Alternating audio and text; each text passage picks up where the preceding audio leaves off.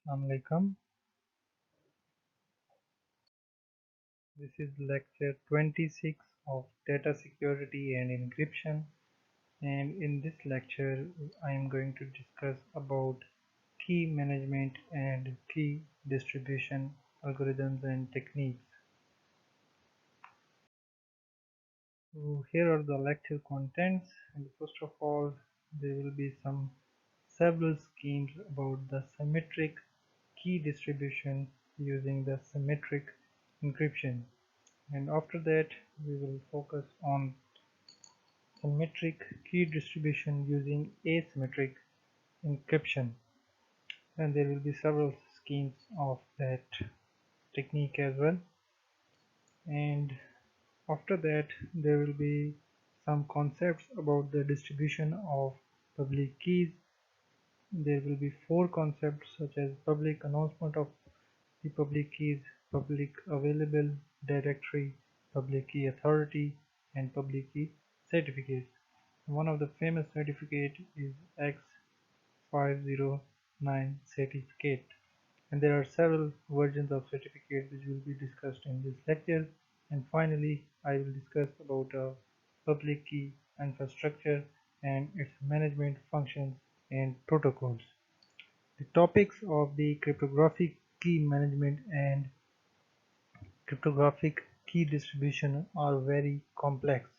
This involves cryptographic functions, protocols, and management considerations.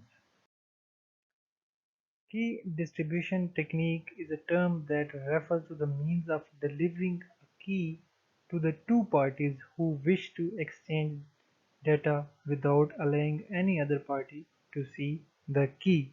So this means that your key should be shared between only the intended parties. For symmetric encryption to work, the two parties to an exchange must share the same key, and the key must be protected by the from the access of any other party other than the two parties. So frequent key changes are desirable to limit the amount of data compromised if an attacker learns the key. So if you change the key periodically, there will be difficulty for the attacker to actually identify the key. So for two parties, A and B, key distribution can be achieved in a number of ways. Given two parties A and B, the first way to achieve the symmetric key distribution is that two users, one is named as A and B, A can select a key and physically deliver it to B, such as by writing a letter or by telling someone by going to them. The other way to distribute the key is a third party can select the key and physically deliver it to both A and B. This may be another option. If A and B have previously and recently used a key, one party can transmit the new key to the other encrypted using the old key. Similarly, if A and B each has an encrypted connection to a third party C, C can deliver a key to the encrypted link to A and B. So option number 1 and 2 for manual delivery of the key. For link encryption, this is a reasonable requirement because each link encryption device is going to be exchanging data only with its partner on the other end of the link. However, end-to-end encryption over a network, manual delivery is very awkward. In a distributed system, any given host or terminal may need to engage in exchanges with many other hosts and terminals over time. Therefore, each device needs a number of keys supplied dynamically, and this problem is especially difficult in a wide area distributed systems.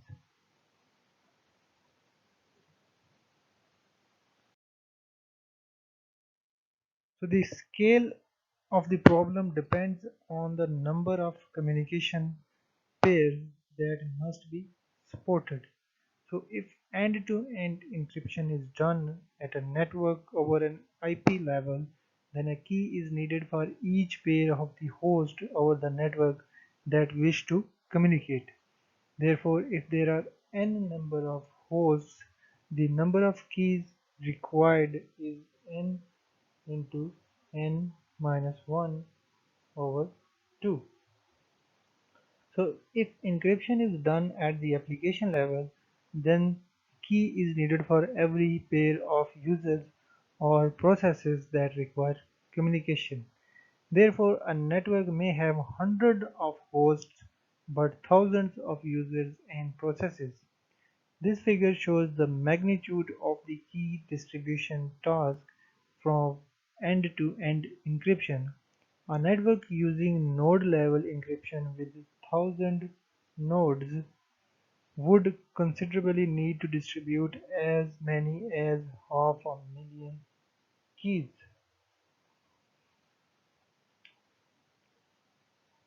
If that same network is supported to 10,000 applications, then many as 50 million keys are required.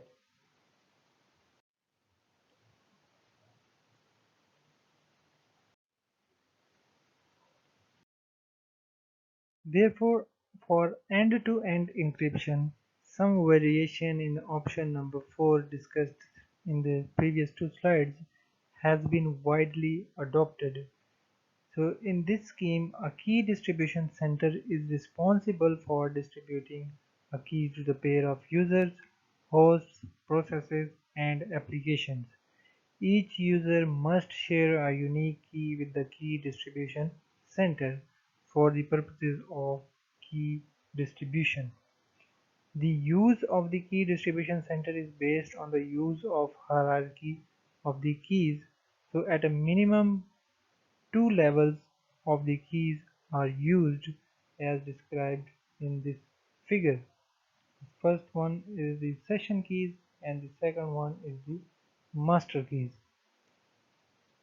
So communication between the end system is encrypted using a temporary key, often referred as session key. Typically, the session key is used for the duration of a logical connection, such as frame relay connection or a transport connection, and then this key is discarded. Each session key is obtained from the key distribution center over the same networking facilities used for end-user communication. So accordingly, session keys are transmitted in encrypted form using a master key that is shared by the key distribution center to end system or user. For each system or user, there is a unique master key that it shares with the key distribution center. Of course, these master keys must be secretly distributed in some fashion. However, the scale of the problem is vastly reduced. So if there are n entities again wish to communicate in pairs, then as mentioned, as many of n into n minus 1 over 2 keys or session keys are needed at any one time. However, only n master keys are required because there are only n users or processes, one for each entity. Therefore, master keys can be distributed in some non-cryptographic way, such as physical delivery.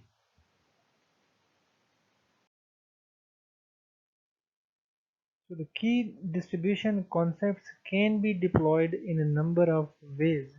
A typical scenario is presented here. The key distribution center is referred as KDC in short, which we will use the abbreviation in the future references. So it is based on the description of an author, Pope. The second scenario here assumes that Each user shares a unique master key with the distribution center. Let us assume that the user A wishes to establish a logical connection with the user B and requires a one-time session key to protect the data transmitted over the connection. So A has the master key K of A known only to itself and the key distribution center. Similarly, B shares the master key K of B, which is only known to B and the key distribution center. So A issues a request to KDC for session key to protect the logical connection to B. The message includes the identity of the A and B and a unique identifier N1 along with the a unique identifier N1 and along with the value of a nonce N1. The KDC responds with a message encrypted using the key of the instance A. Therefore, A is the only one who can successfully read the message, and A knows that the message is originated by KDC.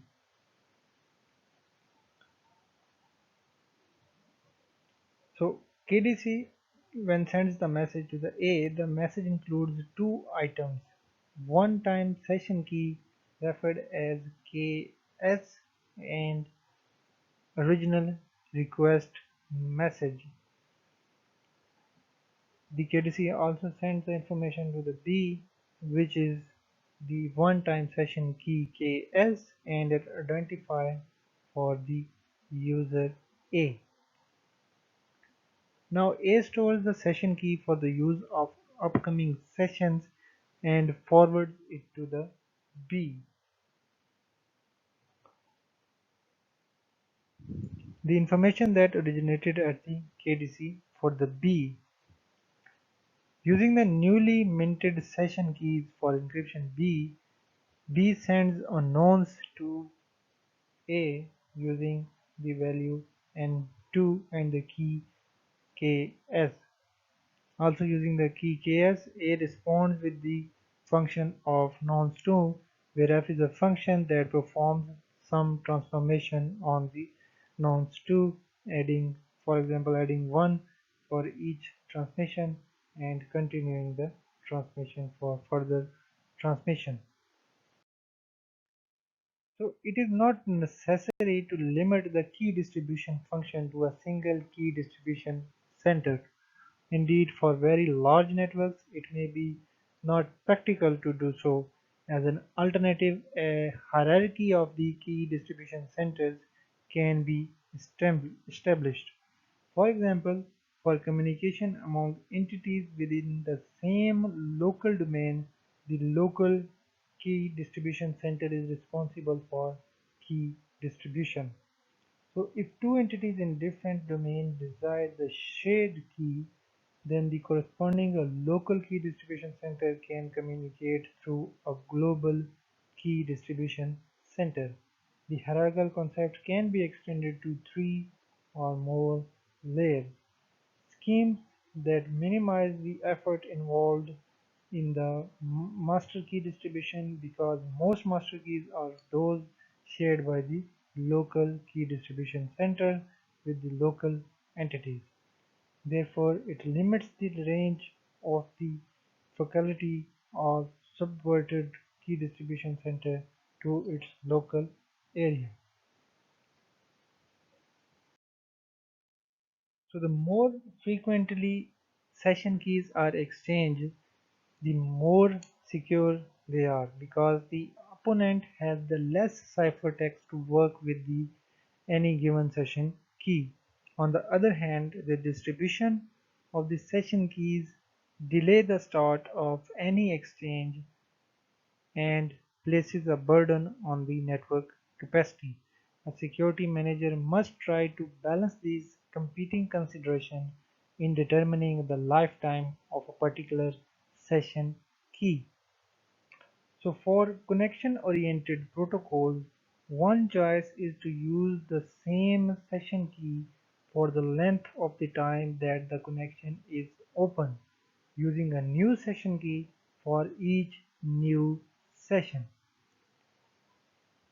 If the logical connection has a very long lifetime, then it would be unwise to change the session key periodically, perhaps every time the protocol data unit sequence number cycles. On the other hand, for connection-less protocols, there is no explicit connection initiation or termination. Therefore, it is not obvious that how often one needs to change the session key. The most secure approach is to use a new session key for each exchange. However, this negates one of the principal benefits of connectionless protocol, which is minimum overhead and delay for each transaction. A better strategy is to use a given session key for a certain fixed period only for a certain number of transactions. So the points to consider here that the security manager must balance these two competing requirements. The more frequently session keys are exchanged, you have to make it secure. It actually makes it secure the more frequently you change the session keys. Similarly, the distribution of session keys delays the start of any exchange and places a burden on the network capacity.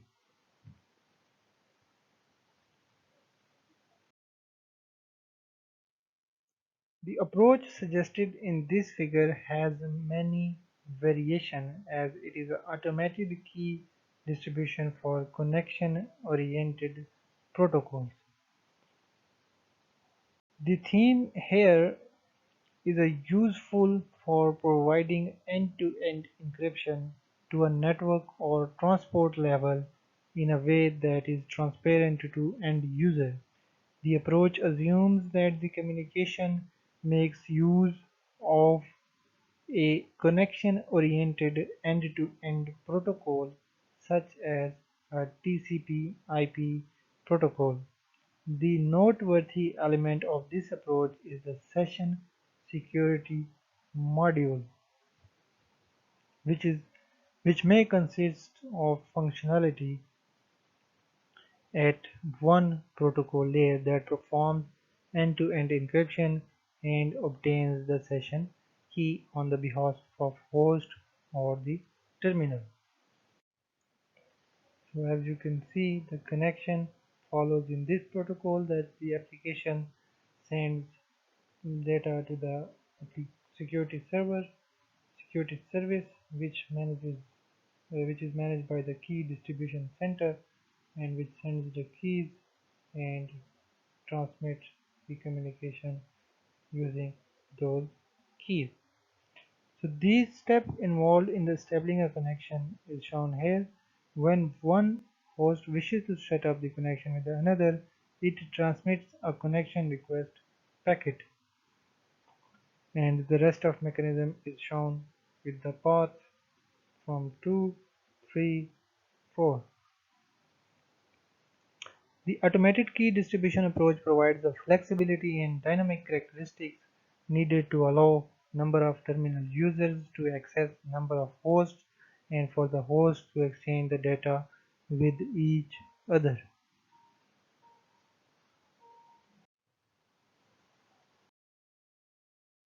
The use of key distribution center imposes the requirements that the KDC be trusted and be protected from any attacks. This requirement can be avoided if key distribution is fully decentralized. Although full decentralization is not practical for larger networks using symmetric encryption only, it may be useful within a local context. A decentralized approach requires that each end system be able to communicate in a secure manner that with all potential partners and system for the purpose of session key distribution. A session key may be established with the sequence as described in this figure. So at the first step, the A user issues the request to B for session key and includes a nonce value of N1. B responds with a message that is encrypted using the shared master key K of M. The response includes the session key selected by B and the identifier of the B as IDA and IDB and the value of nonce 1 with the function f and the another nonce n2. Similarly, using the new session key, A returns the nonce 2 as an acknowledgement to B. Therefore, each module must contain at most n-1 master keys, as many session keys as required may be generated and used. Because the messages transferred using the master key are short, cryptanalysis is difficult as before session keys used for only a limited time to protect them. The concept of key hierarchy and the use of automated key distribution technique greatly reduce the number of keys that must be manually managed and distributed. It also may be desirable to impose some control on the way in which it automatically the keys are distributed. For example, in addition to separating a master key from the session key, we would wish to define different types of session keys on the basis of use, such as data encrypting keys for general communication across the network, PIN encrypting keys for personal identification numbers used in electronic fund transfers and point-of-sale applications, and file encrypting key for encrypting files stored in publicly accessible locations. So to illustrate the value of separating key by type, consider the risk of master key is imported as a data encrypting key into device. Normally, the master key is physically secured within a cryptographic hardware of the key distribution center and of the end systems. Session keys encrypted with this master key are available to the application programs, as are the data encrypted with the such session keys. However, if the master key is treated as a session key, it may be possible for an unauthorized application to obtain plain text of session keys encrypted with the master key. Therefore, it may be desirable to constitute controls in a system that limit the ways in which keys are used based on the characteristics associated with those keys. One simple plan is to associate a tag with each key. The simplest way is to use uh, a technique with the DES and make use of the extra 8 bits that make 64-bit DES key. That is 8 non-key bits ordinarily reserved for the parity checking. The bits have the following interpretation. You can use one bit that indicates whether the key is a session key or the master key. You can use one bit to indicate whether the key can be used for encryption and one bit to whether the key can be used for decryption, and the remaining 4 bits are sparse for the future use. Because the tag is embedded in the key, it is encrypted along with the key when that key is distributed, therefore it provides protection. However, there are certain drawbacks of using these key controls. The first drawback states that the tag length is limited to 8 bits, limiting its functionality and flexibility. Because the tag is not transmitted in the clear form, it can be used only at a point of decryption, limiting the ways in which keys can be controlled. So a more flexible scheme is referred as control vector is described here. In this scheme, each session key has an associated control vector consisting of number of fields that specify the uses and restrictions for the session key. The length of the control vector may vary. The control vector is cryptographically coupled with the key at the time of key generation at the key distribution center. The coupling and decoupling processes are illustrated here. As a first step, the control vector is passed through a hash function that produces a value whose length is equal to the encryption key length. In essence, a hash function maps the values from a larger range into a smaller range with a reasonably uniform spread. Therefore, for example, if numbers are in the range from 1 to 100 are hashed into numbers in the range from 1 to 10, approximately 10% of the source's values should map into each of the target values. So the hash value is XORed with the master key to which is fed to encryption function to generate the encrypted session key. The similar work happens at the decryption side of the function. When the session key is delivered to a user from a key distribution center, it is accompanied by the control vector in the clear form.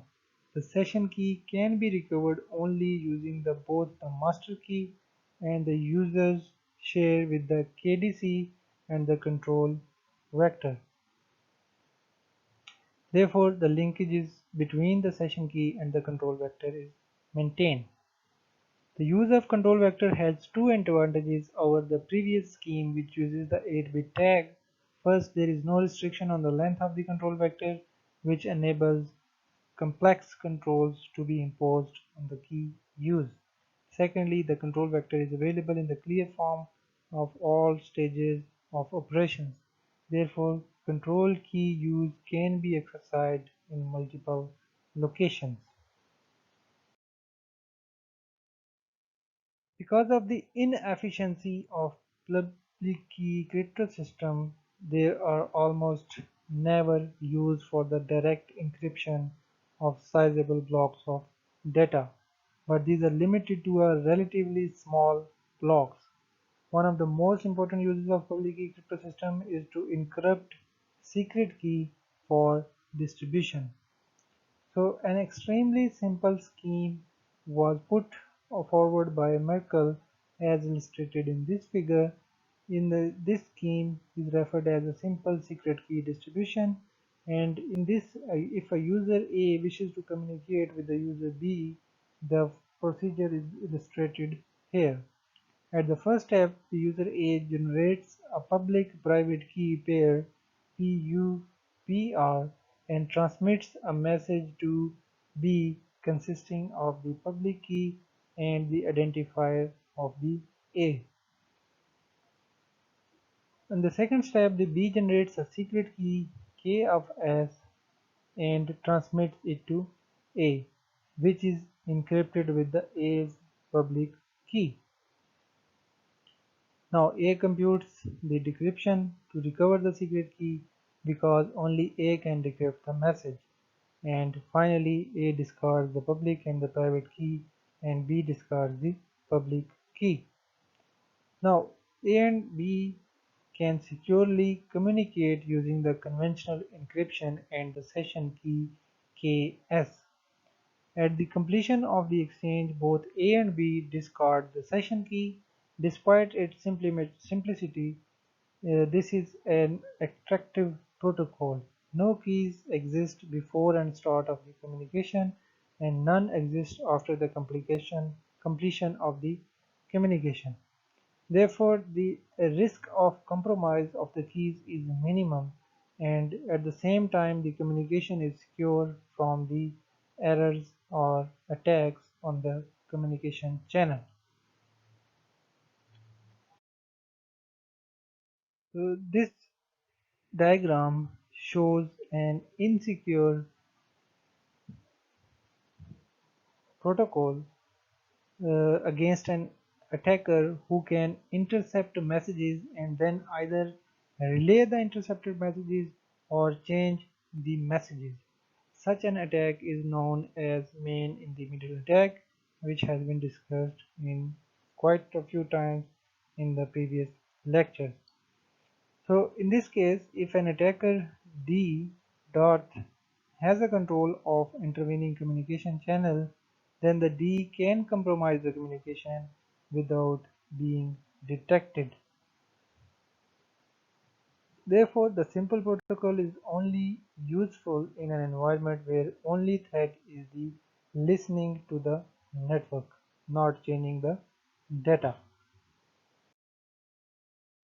So this approach, secret key distribution with confidentiality and authentication, provides a protection against both active and passive attacks.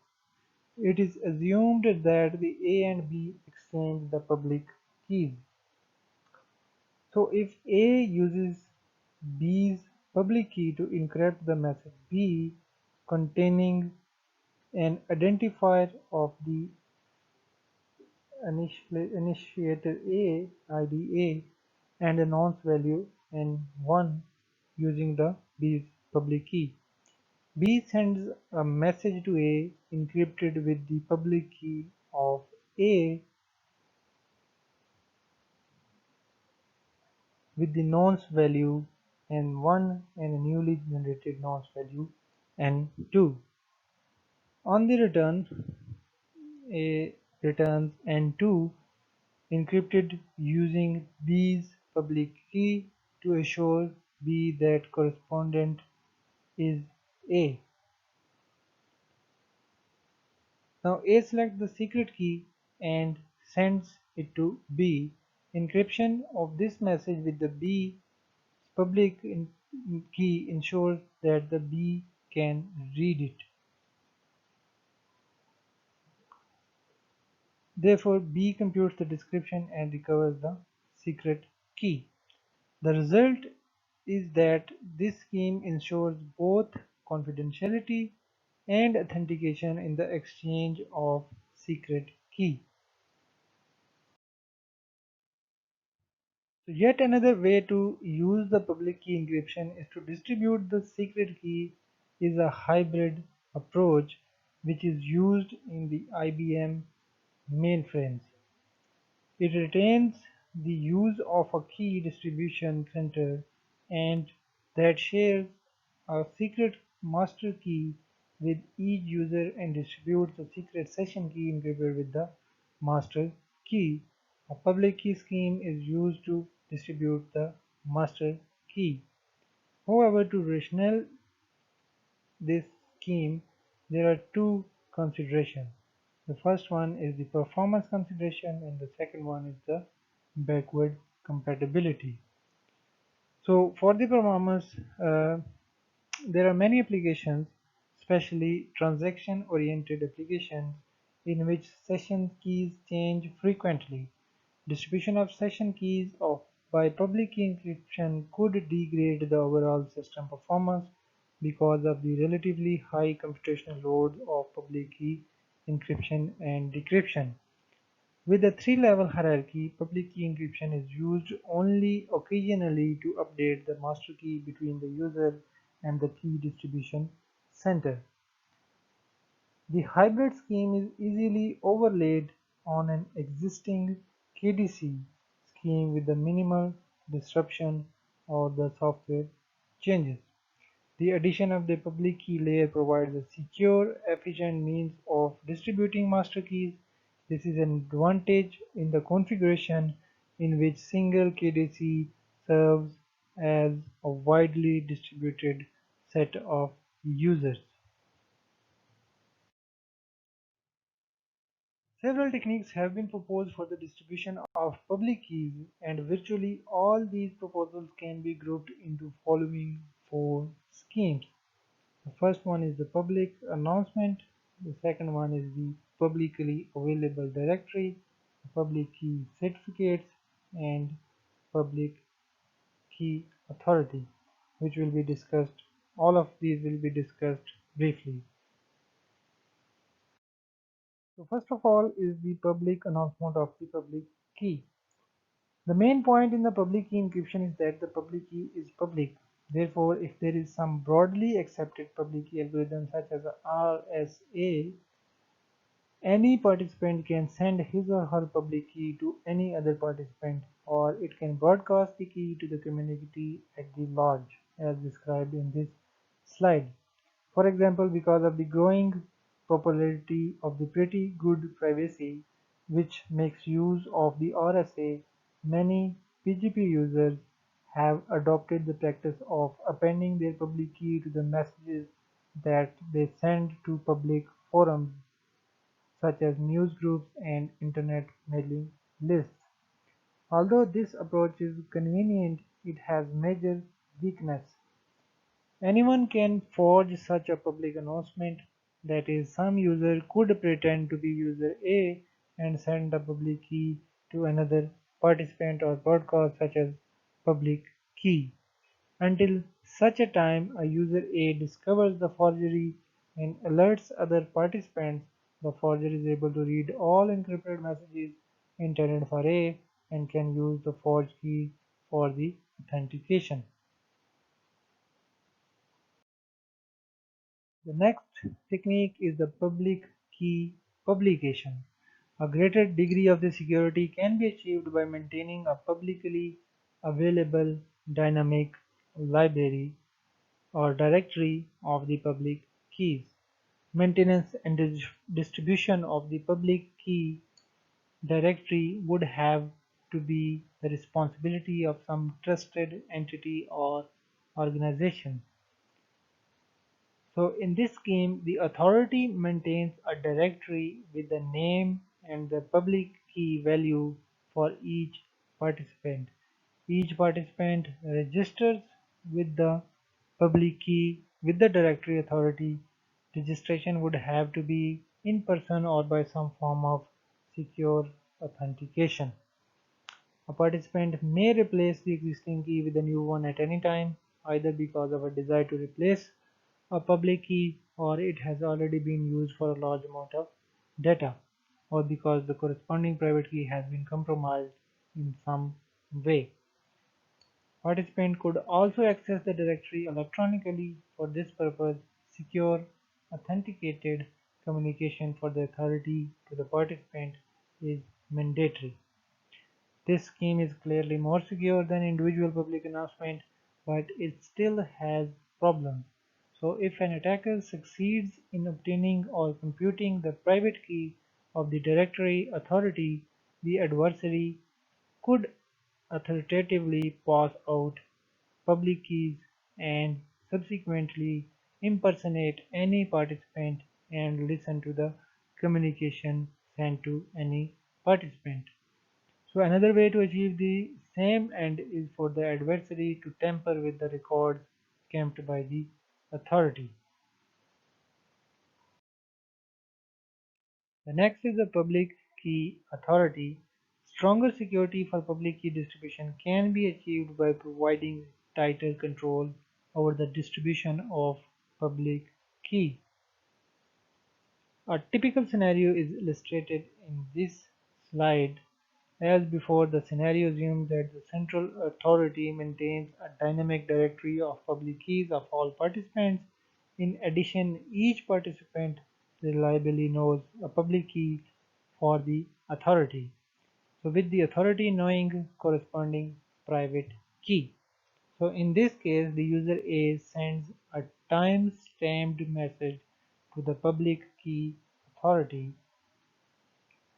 containing a request to current public key of the B. The authority responds with a message that is encrypted using the authority's private key P or auth. Thus, A is able to decrypt the message using the authority's public key. In the next step, A stores B's public key and also uses it to encrypt a message to B containing an identifier A and the nonce value N1. Next, B retrieves A's public key from the authority in the same manner as A has done. B sends a message to AK encrypting A's public key containing A's nonce N1 and a new nonce N2. A returns N2, which is encrypted using B's public key to assure that B is the correspondent of A. Therefore, total of 7 messages are required. However, the initial 5 messages need to be used only infrequently because both A and B can save the other's public key for future use. This technique is known as caching. Periodically, a user should request fresh copies of public keys for its correspondent to ensure concurrency. And final technique was the public key certificates. The public key authority could be somewhat of a bottleneck in the system, for a user must appeal to the authority for a public key for every other user that it wishes to contact. As before, the directory names and the public key is maintained by authority by valuable for to avoid valuable tampering. So an alternative technique is to use certificates that can be used by participants to exchange keys without contacting a public key authority in a way that is reliable as if the keys were obtained directly from the public key authority. A certificate consists of a public key, an identifier of the key owner, and the whole block signed by a trusted third party.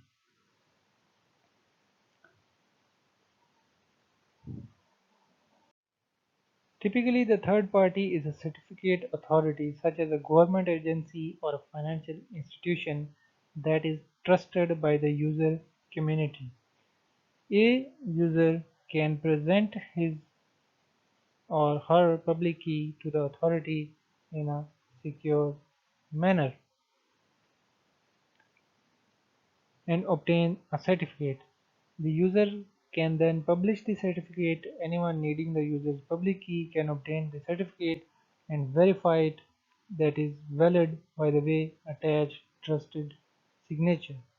A participant can also convey its key information to another transmitting its certificate.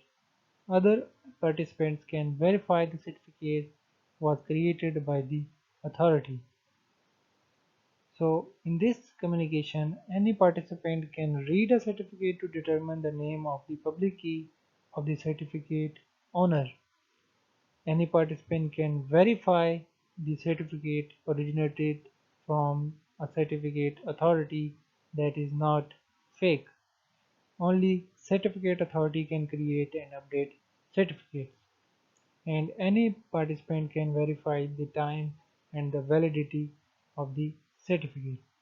So each participant applies to the certificate authority, supplying a public key and requesting the certificate, and application must be in person or by some form of secure authenticated communication.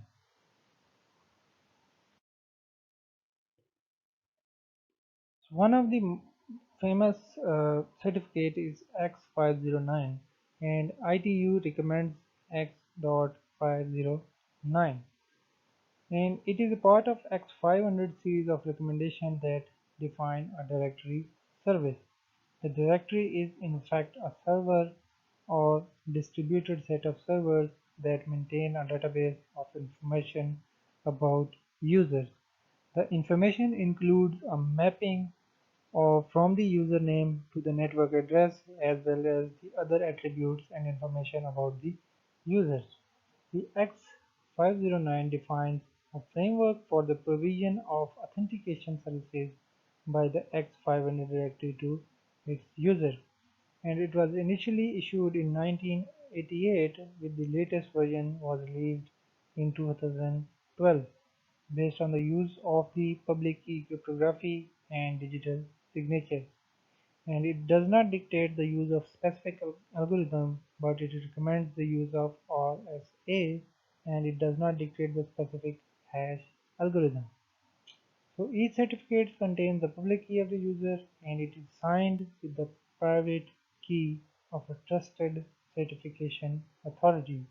It defines alternative authentication protocol based on the use of a public key certificate.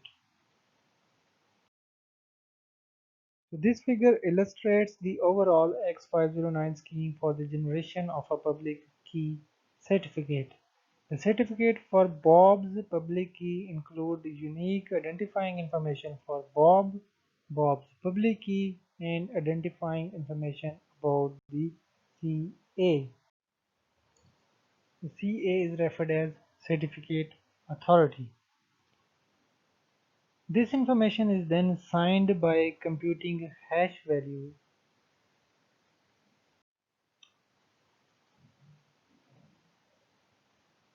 of the information and generating a digital signature using the hash value of certificate authority's private key. So this certificate indicates that the signature is formed by encrypting the hash value. This suggests the use of the RSA scheme.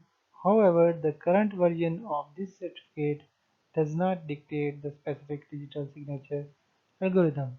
So if the NIST DSA or ECDSA scheme is used, then the hash value is not encrypted but serves as an input to digital signature algorithm. The heart of this certificate scheme is the public key certificate associated with each user. These certificates are assumed to be created by some third-party trusted certification authority and placed in the directory by the certification authority or by the user. The directory itself is not responsible for the creation of public keys or for the certification function. It merely provides an easily accessed location for the user to obtain certificates. The certificate has a number of attributes as listed here. First of all, the certificate must have versions which differentiates among the successive versions of the certificate format. The default version is 1, so if the issuer unique identifier or subject unique identifier are present, the value must be version 2. So if more extensions are present, the value of the version must be 3. The next attribute is the serial number is an integer value unique within the issuing certificate authority that is unambiguously associated with the certificate. The third is a signature algorithm identifier, the algorithm used to sign the certificate together with the associated parameters. The next is the issuer's name, which is X500 name of the certificate authority. And the next is the validity period, which consists of two dates from the start date and to end date between which the signature is valid. The subject name is the name of the user whose the certificate refers. The subject's public key information contains the public key of the subject. The issuer unique identifier, an optional bit string field, used to identify uniquely the issuing certificate authority.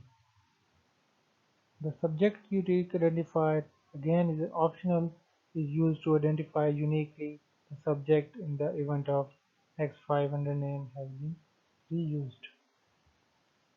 Extensions are a set of one or more extension fields. Extensions were added in version 3. The signature covers all other fields of the certificate. One component of this field is the digital signature applied to the other fields of the certificate. The unique identifier finds fields were added in version 2 to handle the possible reuse of the subject and the issuer's names over time. So this diagram shows the general format of a certificate, which includes all the information described in the previous slide. So it has version, certificate, number, algorithm parameters, issuer name, and subject name. And if only these information was present, it is version 1, and if the issuer unique identifier and subject unique identifier is present, it is version 2, and if extensions and signature is provided, it is version 3. There are total 7 versions, however, there is no change after version 3. So the part B of the diagram shows the certificate revocation list, which will be discussed in the next few slides. So obtaining the certificate is very simple process. The user certificate generated by the certificate authority has the following characteristics. Any user who with the access with the public key of the certificate authority can verify the user's public key that was certified. No party other than the certification authority can modify the certificate without being detected. Because the certificates are unforgeable, they can be placed in a directory without the need of the directory to make special efforts to protect them. In addition, a user can transmit his or her certificate directly to other users. So once B is in the position of A's certificate, B has the confidence that the message it encrypts with the A's public key will be secured from the eavesdropping, and that messages signed with the A's private key are unforgeable. So if there are large community of the user, it may be practical for all users to subscribe to the same certificate authority, because it is the certificate authority that signs the certificate, and each participating user must have a copy of the certificate authority own public key to verify signatures. This public key must be provided to each user in an absolutely secure with respect to integrity and authenticity way to so that the user has confidence in the associated certificate. Therefore, with many users, it may be more practical for there to be a number of certificate authorities, each of which securely provides its public key to some fraction of the users.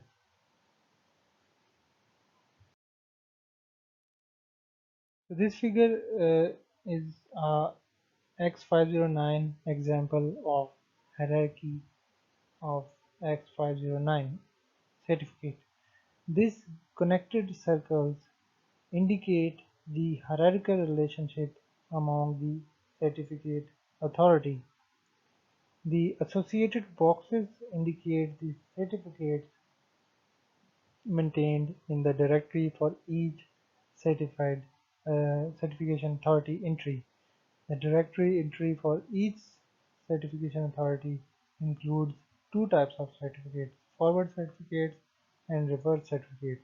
The certificates of X generated by other CAs are forward certificates. The certificate generated by an X, that is, are certificates of other CAs. So when A has obtained these certificates,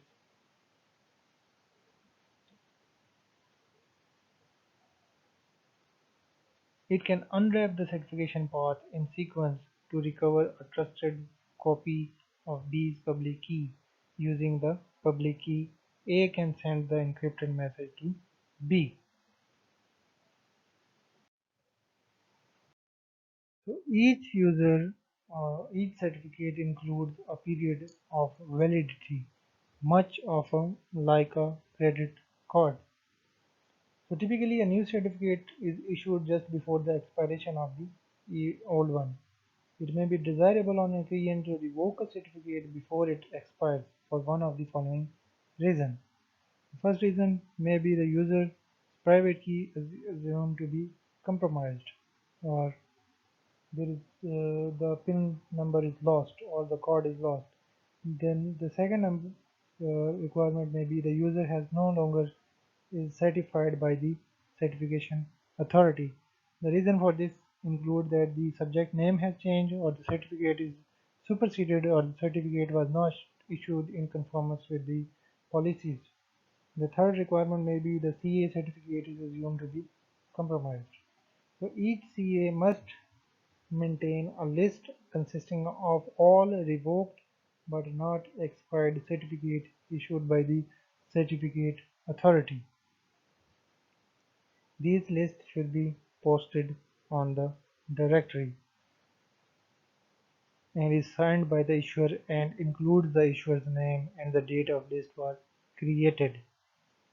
So each entry consists of a serial number of a certificate and a revocation date of the certificate because the serial numbers are unique within a certificate authority.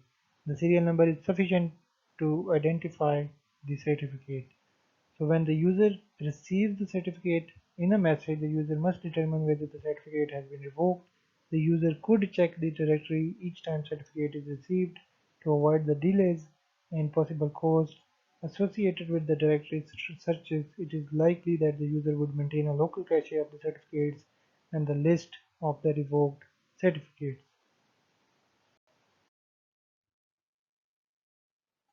So the version 2 format of the X.509 does not convey all the information that recent design and implementation experience has shown to be needed. Rather than continue to add fields in a fixed format, standards developers felt that there is a need for more flexible approach for the standard certifications. Version 3 includes a number of optional extensions. The certificate extensions fall into three main categories. The key Each extension consists of three values: an extension value, an extension identifier, and a criticality indicator. There are three typical certificate extensions: key and policy information, subject and issuer certificates,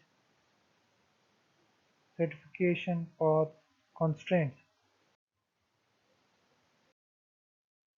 The first one is the key and the policy information. These extensions convey additional information about the subject and the issuer's key, plus indicators of certificate policy. A certificate policy is named set of rules that indicate the applicability of a certificate to a particular community or a class of application with common security requirements. For example, a policy might be applicable to the authentication of electronic data interchange transaction for the trading of goods within a given price range. And these area includes the certain aspects. The first one is authority key identifier. It identifies the public key to be used to verify the signature of the certificate. The next one is the subject key identifier, which identifies the public key being useful for subject key pair update. The key usage indicates a restriction imposed as the purposes for which and the policies under which the certified public key must be used. The private key usage period indicates the period in which the private key corresponding to the public key. The certificate policies may be used in environments where multiple policies apply. Policy mapping is used only in the certificates for the certification authority issued by the other certificate authorities. The certificate subject and issuer attributes extensions support alternative names in alternative formats for a certificate subject or the certificate issuer, and it can convey the additional information about the certificate subject to increase the certificate user's confidence that the certificate subject is a particular person or the entity. The extension fields in this area include the subject alternative name, which contains one or more alternative names using any variety of the forms. It also contains the issuer's alternative name, which contains one or more alternative names using any of the variety of the form. The subject directory attributes conveys any desired X509 directory attribute values for the subject of this certificate. The final extension is the certification path constraints, and these extensions allow constraint specification to be included in certificates issued by the certification authority or by other certification authorities. The constraints may restrict the type of certificates that can be issued by the subject certification authority or may occur subsequently in the certification chain. The extension fields in this area include basic constraints, which indicate if the subject may act as a certification authority. If so, the certification path length constraint may be specified. It also contains the names constraints, indicates the name of space within which all subject names in the subsequent certificates in a certification path must be located. And it contains a policy constraint which specifies the constraints that may require to explicit certification, policy identification, or inhibit policy mapping for the remainder of the certification path.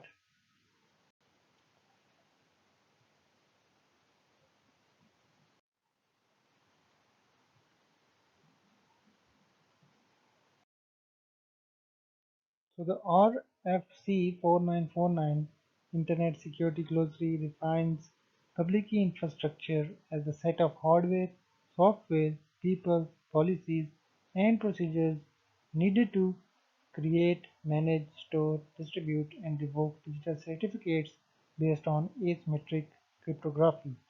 The principal objective for developing a public key infrastructure is to enable secure, convenient, and efficient acquisition of public keys. The Internet Engineering Task Force Public Key Infrastructure, working together as a group, has been a driving force behind setting up the formal and generic model of X500 and so on that is suitable for deploying certificate-based architecture on the Internet. So this figure shows the interrelationship among the key elements of public key infrastructure model. The elements are end entity, which is described in the center part of the top figure. It is a generic term used to denote the end user or devices or any other entity that can be identified in the subject field of the public key certificates.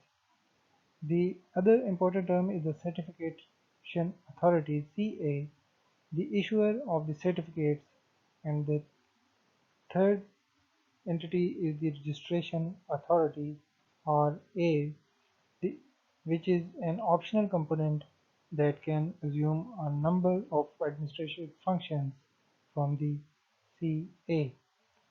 The CRL issuer is an optional component that CA can delegate to publish the CRLs.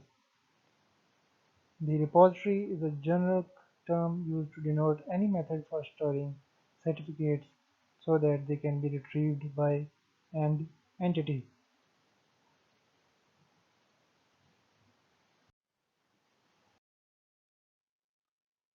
So the public key infrastructure identifies a number of management functions that can potentially be needed to supported for the management protocols. The first includes the registration. This is the process where the user first makes itself known to the certification authority prior to the certification issuance. The registration begins with the process of enrolling in a public key infrastructure. Registration usually involves some offline or online procedure for manual authentication. Typically, the end entity is issued one or more shared secret keys used for subsequent authentication. The next step after registration is initialization. And before a client system can operate securely, it is necessary to install the key materials that have the appropriate relationship with the keys stored elsewhere in the infrastructure. For example, the client need to securely initialized with the public key or the other assured information of the trusted CA to be used in validating certification paths. After initialization, the third step is the certification. This is the process which CA issues a certificate for the user's public key, returns that the certificate to user client system, and posts that the certificate in the repository. The next is the key pair recovery. Key pair can be used to support the digital signature creation and verification, encryption and decryption, or both. When a key pair is used for encryption and decryption, it is important to provide the mechanism to recover the necessary decryption keys with the normal access to the keying material is no longer possible. Otherwise, it will not be possible to recover the encrypted data. So loss of access to the decrypted key can result from the forgotten passwords, pins, corrupted disk drives, damaged hardware tokens, or so on. Key pair recovery allows end entities to restore their information, their encryption and decryption key pairs from authorized key backup facility. So key pair update refers to the all key pairs need to be updated regularly and all then replaced new certificates. Update required when the certificate lifetime expires as a result of a certificate revocation. The revocation request an authorized person advises the certificate authority of an abnormal situation requiring certificate revocation. The reasons for revocation include the private key compromise, change in affiliation, or change in the name. And finally, the cross certification. The two CAs exchange information used in establishing a cross certificate. A cross certificate is a certificate issued by the CA to another CA that contains the CA signature key used for issuing certificate. That is the end of this lecture, and in this lecture we discussed some symmetric key distribution using the symmetric key encryption. There was key distribution scenarios, that how you want to distribute the keys to the number of parties in the communication setting. There was some techniques about the symmetric key distribution using the symmetric encryption, and there were some techniques using asymmetric encryption. The distribution of public keys is managed by a number of ways, such as public announcement of public keys or publicly available directory or using the public key authority. However, the best one is to use the public key certificate. And one of the public key certificates we discussed in this lecture is X.509 certificate, and its version 3 is currently in the use. And finally, we discussed a public key infrastructure that in a structure how the management functions are worked and how the protocols are executed to form a public key infrastructure. If you want to read more about the topic, you can read the chapter number 14 of the recommended book, or you can ask any questions. Thank you very much.